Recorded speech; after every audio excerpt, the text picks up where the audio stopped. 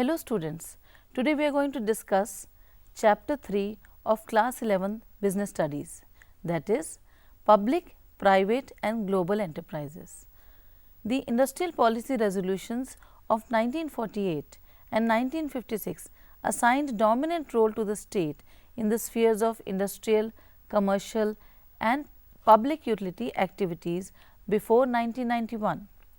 The private sector was always restricted from entering certain areas of business by a number of barriers such as licensing, reserving too many areas for public sector and small scale industries.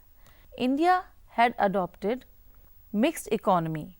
Role of private sector is complementary to public sector. New industrial policy 1991 opened unlimited opportunities for growth in private sector. Thus, now we have public sector, private sector and global enterprises. Now we come to the rationale of public sector. Why is public sector so important? Immediately after independence, India had to go in for rapid economic and social development to overcome the problems of poverty, unemployment, illiteracy, health and imbalance in regional economic growth. The rationale of initiating public sector enterprises to rebuild the Indian economy and socially are, first of all, defense requirements. Strategic supplies of goods for defense can't be left to the whims of private sector. Basic and heavy industries. The private sector may not venture to establish basic and heavy industries requiring huge capital outlay and longer gestation period. Now let us discuss what is gestation period. Gestation period is the time period between the amount invested and the result achieved. Third rationale is public utilities. Since the private sector is motivated with earning profits, the public utility services like water supply, electricity, gas, etc., where ready profit opportunities do not exist, may not be touched by the private sector. Therefore, the state has to assume the responsibility for public welfare. Next rationale is preventing concentration of economic power and monopolies. To prevent concentration of economic power and monopolies which may lead to inequalities in distribution of wealth and resources, takeover of private industrial enterprises by the state is prompted. Next important rationale is infrastructure. Infrastructure comprising transport, communication, irrigation, etc. can be developed by state only, as they demand long gestation period and lesser return on investment. Development of backward regions. For balanced development of all regions, government is justified in locating new enterprises in backward areas. Next rationale is financing economic development and employment. The state can mobilize resources to finance development and employment programs out of surpluses generated in working of its enterprises. What does this mean? It means some profit earning enterprises are utilized, that is, the return from those enterprises are utilized to invest elsewhere where employment opportunities can be generated. Next rationale is socialist pattern of society. India adopted socialism to follow a policy of enlarging public sector in all crucial spheres to tighten its hold over economy and accomplish objectives of faster growth with social justice. Now let us understand what is private sector. Private sector means enterprises owned and controlled by private businessmen. Their main motive is profit. Example, Tata Company, Reliance Industry, Wipro Limited. And then what is public sector? Public sector enterprises are those enterprises which are partially and wholly owned by central or state government. Main motive of public sector is public or social interest, that is, they want to work for general public welfare as well as earn profit. Example of such type of enterprises are GAIL, Gas Authority of India, SAIL, Steel Authority of India. Now, we are going to discuss the various forms of public enterprises working in our country. The oldest and the most important among them is departmental undertaking. These undertakings are controlled by the ministry. They are financed by the government and all the important decisions are taken by the concerned ministry. Obviously, since they are in full control of the government, all the earnings of these departments are deposited in government treasury. Where are they suitable? They are most suitable for activities of vital importance such as defense, telecommunication, power, etc. For operations of public utilities, example post and telegraph, and for contribution to government revenue, example Indian Railways. The features of these departmental undertakings are they do not have any separate entity because they are under the central or state government control. Obviously, their management and control by the ministry and they have to obey all the decisions taken by the ministry. Therefore, they do not have any financial autonomy, that is, funding from government treasury and revenue is paid into the treasury. Whatever finance comes to them comes from the government and their earnings definitely go to the government treasury. Now, since they are fully owned by the ministry concerned, the financing is from the government, obviously the decision making will also be from the government. There is no flexibility in decision making. Auditing and accounting control as applicable to government activities. Similarly, like other government departments, all the auditing and accounting controls are with the government and the management is under the direct control of the ministry. The employees are government or civil servants. Being a government department, naturally its employees have to be the government employees. Now, what are the merits of such type of an organization? The most important advantage of these departmental undertakings is effective control by parliament. Since they are under the control of direct ministry, the parliament is taking the full charge of the department and without the permission of the government, they cannot go further.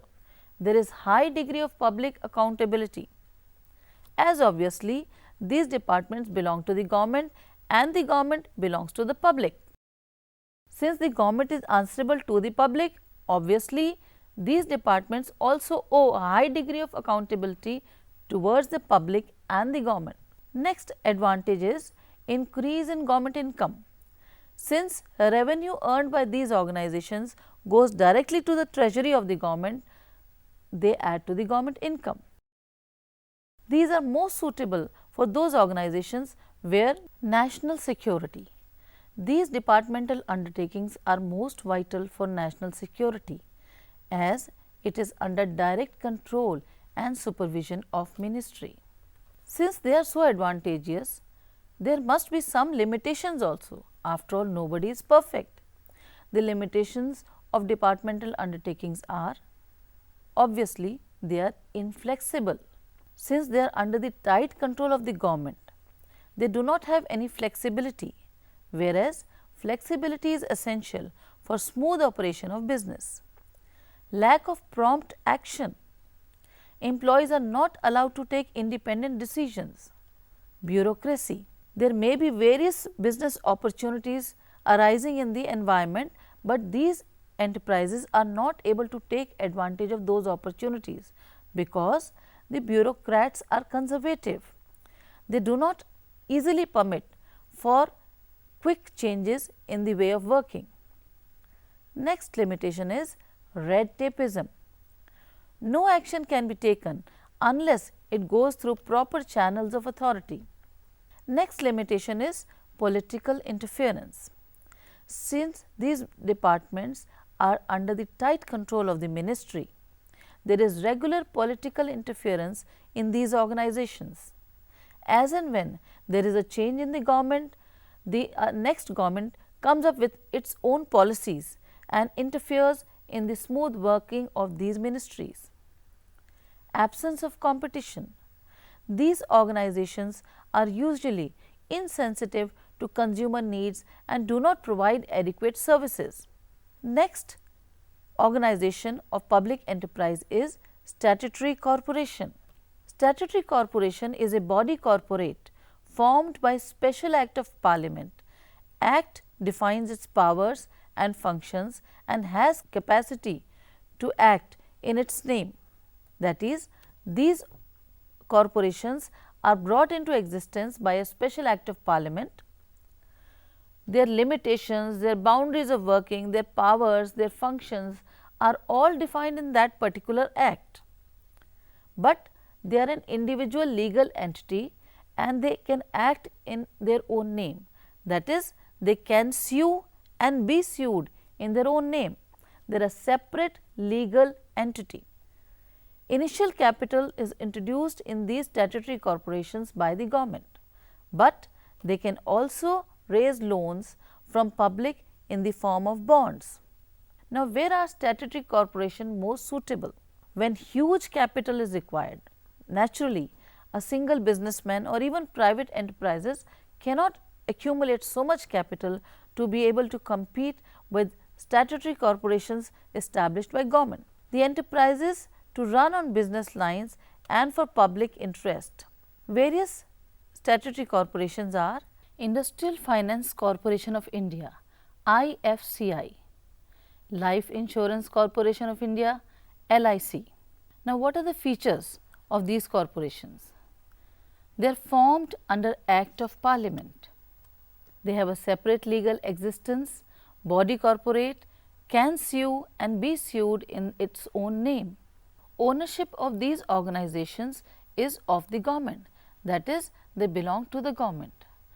They are economically dependent both on government as well as private sources. The appointment of the employees of these organizations can be from private organizations as well. They have autonomy, that is, they obtain funds by borrowings from government or public. Now, what are the merits of statutory corporation? The most important advantage of statutory corporation is that they have autonomy in operations, that is, they are free from undesirable government regulation and control. It is because of this advantage that they are able to take quick decisions. Since they do belong to the public sector enterprise, their main motive is also service. They want to do welfare for the society as well as earn enough profit to give government treasury a boost. They are professionally managed, that is, there are professionals and government employees as well as private sector employees who manage the organization. There is efficiency of staff. Since private organizations are also deployed to acquire employees, staff apt to be quite efficient. Economic development. They have the power of government combined with the initiative of private sector. This leads to economic development of the country. Despite so many advantages of public corporation, they do have a few limitations. First is incomplete operation autonomy. Actually, in reality, they are not so free from government clutches. That is, all their actions are subject to many rules and regulations. There is regular political interference and major decisions where huge funds are involved are taken by the government. There is monopoly. Government has a practice of appointing advisors to the corporation board. That is, the government does not freely leave these organizations to independently do whatever they want to. They are public enterprises and government keeps a watch on their activities as well as the advisors give regular guidance to the corporation regarding their regular day-to-day working. This curbs the freedom of the corporation in entering into contracts. The last important public enterprise are government companies. According to Companies Act 1956, government companies means at least 51% of paid up capital with central or state or jointly by both. Dear friends, in this session we have discussed public enterprises, why they are so important in our society, what is the rationale of having public enterprises in our society, why are they so advantageous for our society. Then we discussed the various forms of public enterprises, and we have discussed first two major forms of public enterprises, that is departmental undertaking and public corporation. Next session will be on government companies, in which we will discuss in detail how government companies operate, what are the advantages and disadvantages, as well as where are they most suitable. Thank you.